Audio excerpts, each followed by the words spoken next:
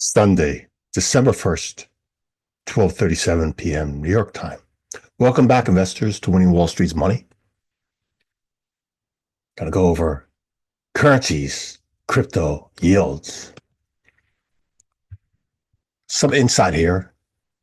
Eventually, when I post this on YouTube, you people that choose to watch the YouTube video, if you want to see this video the same day I publish it, I post it directly to my Patreon page for my Patreon subscribers. The link is below. There's a lot of good content there to give you good insight ahead of the curve versus waiting when I choose to post on YouTube. That being said, the past few videos I just made, specifically on the equity market, aka the stock market, is a broad perspective of the stock market. If you haven't watched those, you're gaining lots of insight, much more situation awareness, what's happening, where the smart money's going, into what sectors, indexes in the stock market. If you're one that chooses not to invest in the stock market or even participate in trading the stock market, this video will go over, like I mentioned, yields, currencies, and crypto. If you don't know what yields are, well, Western nations have what's called central banks. United States, we happen to call ours Federal Reserve. It's still a central bank. The leadership of the central bank in our democracy, not necessarily every country that has democracy proceeds the same way, our Federal Reserve, aka central bank, is able to make policies on their own. And when they make policies setting the interest rate, that has an effect on currencies. Okay, yields, interest rates. Typically, when a country lowers the yields, it strengthens the currency. There's other factors that go into that. Understand that. Again, the US dollar, USC is very strong. Our yields are not at record highs. So there's another aspect to currencies. There's safe haven currencies. US dollar, and in the past, Japanese yen, Swiss franc, British pound have been considered safe haven currencies. Right now, for the past several years or longer, US dollar is the dominant one. The credibility, the backing of it, the liquidity of it, as well as our US treasuries. Again, not all democracies are equally the same. Some nations that are democracies are not strong with their court system, aka judicial system. Yeah, so they might be more rampant in crime and corruption. Understand, the yields have a big impact. When you want to raise money to buy your debt, you may have to raise the interest rates to convince more people to buy your debt. So again, you can still have a strong dollar and high interest rates. There are several factors. So now we're going to go look at the yields first. These yields I'm going to show you, you could trade them as well too. I mentioned that many times in the past, I share. A little insight. I am short, trading bearish, currently in a yield, using derivatives, aka options, and I have gains. I'm doing well. If you want to know more about that, well, that's on my Patreon page for our Patreon members, as well as other financial assets I'm in. But I mentioned yields because, again, that's what I'm going to show you first here. Yep, you could trade in the yield markets. They trade in U.S. futures markets.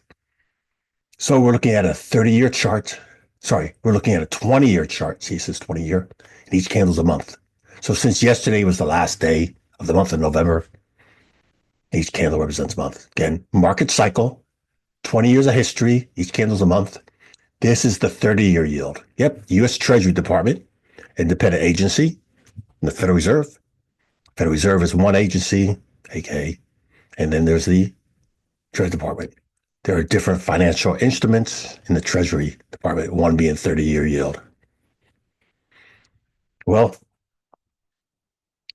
here's the high for the past 20 years. Here's the low for the past 20 years.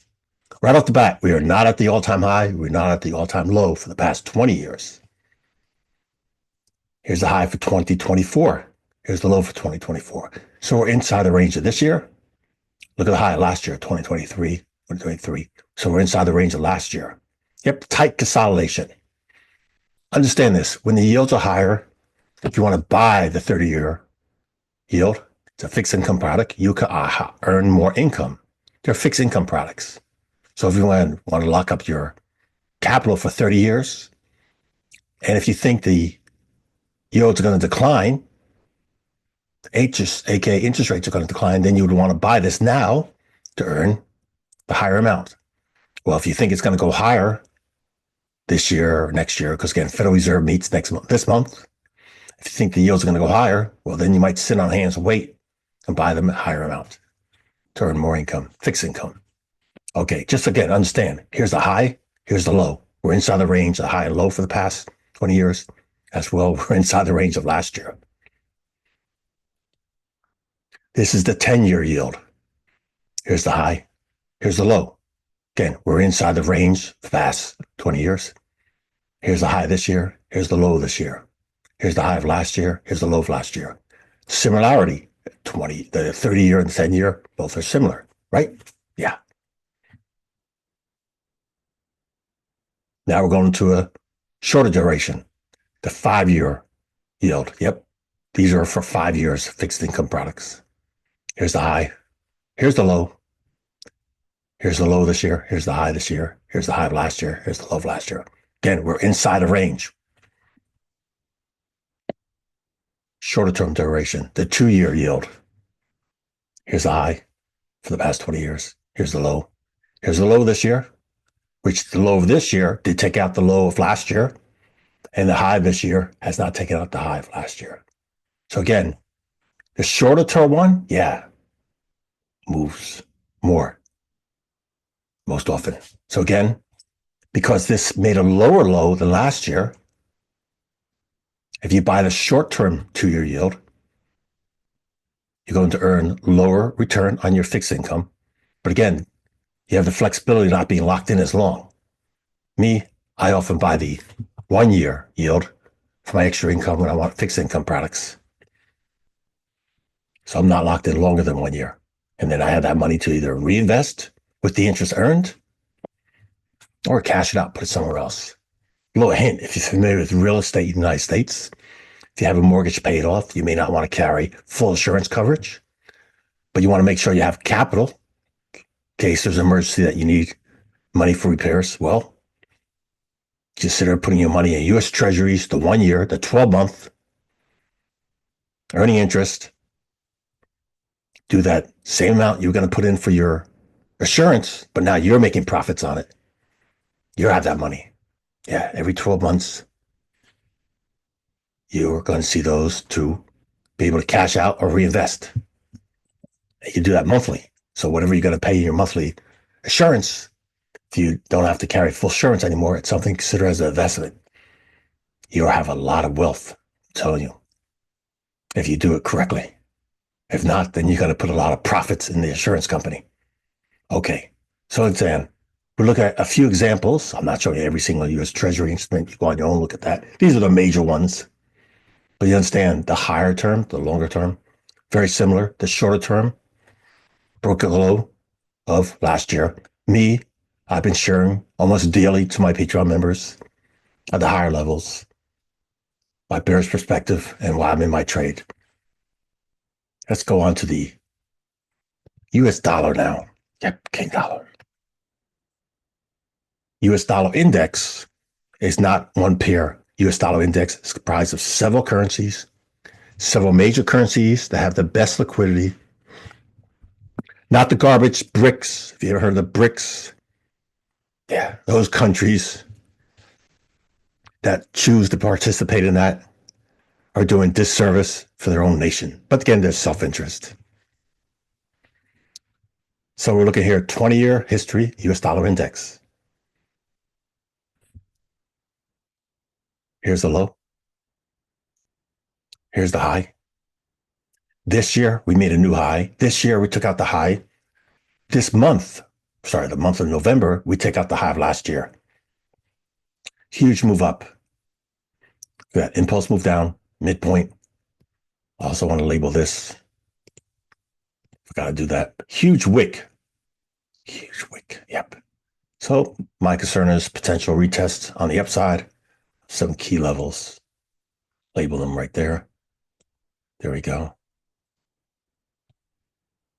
I'll update on my other ones. So the point is, I just showed you the US yields. Most of them were still inside the range of last year and between the high and low of the past 20 years. And look at the US dollar.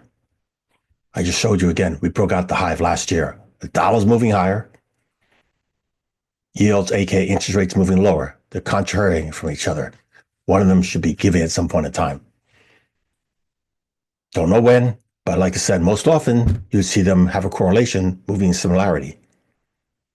So my reflection here is, if your situational awareness, what's going on in the world, without reading radio, watching the radio or TV, but situational aware, using good sources, you understand that many nations are buying US dollar, buying gold, buying crypto, because they perceive those as safe haven, what's going on in the world with wars. Now, some nations cannot directly buy, nor can some individuals directly buy the US dollar because there might be sanctions. So they might be buying gold or buying crypto. Think about it. Which one's much more safer? Which one's much more liquidity? What's your answer? Fact, US dollar is. The liquidity and the safety, yeah. US government agencies, such as the Secret Service, check and verify the authenticity of currencies to make sure they're not fake. Yeah. Where you have many places people store their cryptocurrency getting hacked, stolen, black market. And gold. It costs a lot to store gold and to transport gold. Anyway, you continue believing what you want. I'm just telling you facts. Think about it. If you're going to carry $1 million, $5 million, $100 million worth of gold, or easy to electronic transfer dollars to euro, and again, those central banks will verify the transaction first, moving crypto from one to the other. History shows the corruption, the risk. Okay, now we're going to look at the major currencies in US dollar index. US dollar index. 6 major currencies make up this index. And what I'm going to show you, it pairs. These 6 currencies I'm going to show you are all paired with the US dollar. So first is the euro, makes up about 57% of the US dollar. Second is the Japanese yen, makes up about 14%. Third is the British pound, makes up about 12%. Canadian dollar, about 10%. Swiss crown, about 5%. And Swiss franc, about 4%. Again, those percentages change, vary. But again, there's 3 largest currencies inside the US dollar index. The euro, Japanese yen, British pound. Why? Because that's what people have most confidence in. The banking systems, the governments. First, the BRICS. I had to laugh so many times. Again, each one, how quick they start cheating each other. Also, human rights, how those countries of the BRICS doing. How's their GDP? The reason why they're creating the BRICS, because there's so much sanctions on them for being terrible leaders, they can't have access to easy currency. And they're not going to get the investment from more of the wiser businesses that want to be ethical, or businesses don't want to be sanctioned. So let's start looking at those major currencies.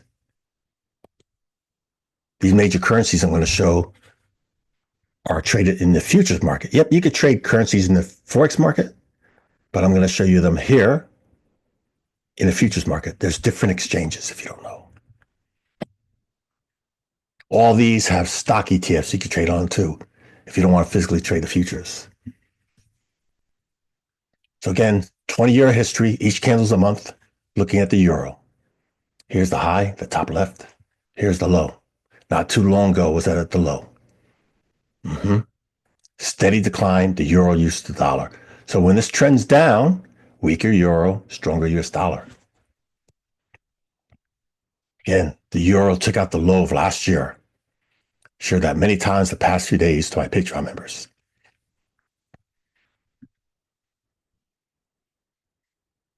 Give you some insight. For several years, I've been sharing with my Patreon members what the situation is, why the euro. First, when the UK left the EU, why I believed pound would get stronger and the euro would get weaker. It played out as expected, and some of us did very well on a return on investment.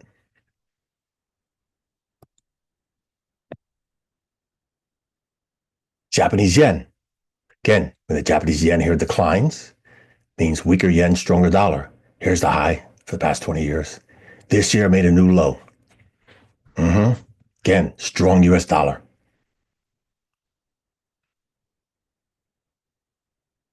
The British pound.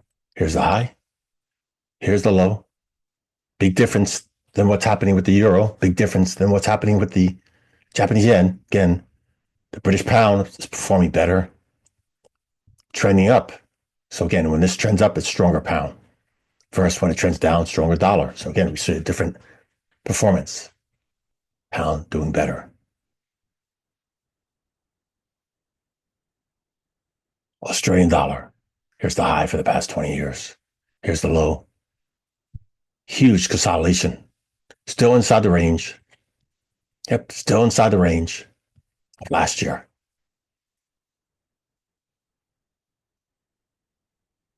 Canadian dollar. Here's the high for the past 20 years. Here's the low. And look what we did here. Broke out the low of 2022, the year 2022. Let's remove it. Canadian dollar made a new low. So that means the US dollar is getting stronger. Yep, new low. Swiss franc. Here's the low for the past 20 years. Here's the high. And here we are right now. Tight consolidation range. So understand, each of these currencies are from different countries, different GDPs, different products and services. So I'll give you some insight. United States, very diversified country, very diversified in how it earns income from commodities, product services. So Australia, New Zealand, Canada are heavily weighted towards commodities, be it metals like gold, silver, copper, or energy, coal, oil, natural gas. So again, huge amount of their GDP is from those commodities. That has a big effect on the currency. Where you see the US dollar, again, very diversified. So it's not just based on those commodities I mentioned. That's why there's a correlation between commodities and currencies as well. I show that many times. Here we go. Mexican peso, as it declines, stronger US dollar. Yeah. Here's the low. And look at the high this year. Made a new low for this year, Mexican peso.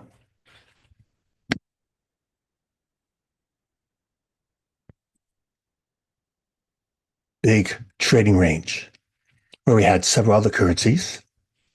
The big consolidations, very trending down.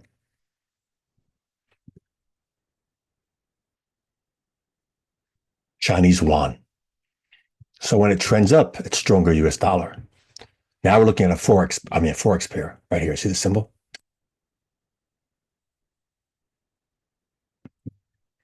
Yep. First three letters represent the US dollar, and the last three current letters represent the Chinese yuan. Steady increase, strength in the US dollar versus the Chinese yuan. Yep. Even communist nations have currencies as well as their own version of their own central banks.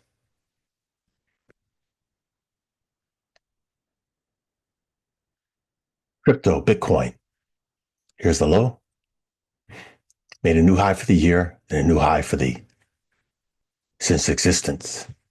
This month, past month, November, huge impulse move up, huge climax run up, a lot of energy used up there.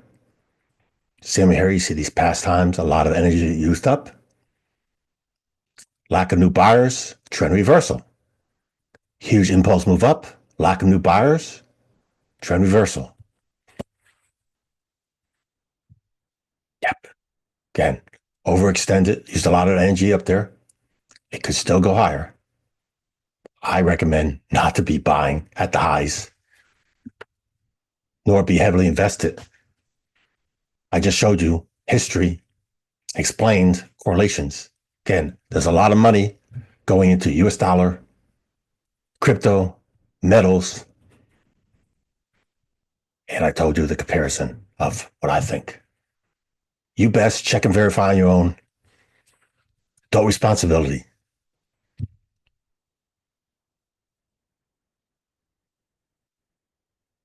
Want to access early to my video? The link's below for paid subscribers to my Patreon page. Thank you as always for spending just a little time with me. That's it for the video. Thank you for watching.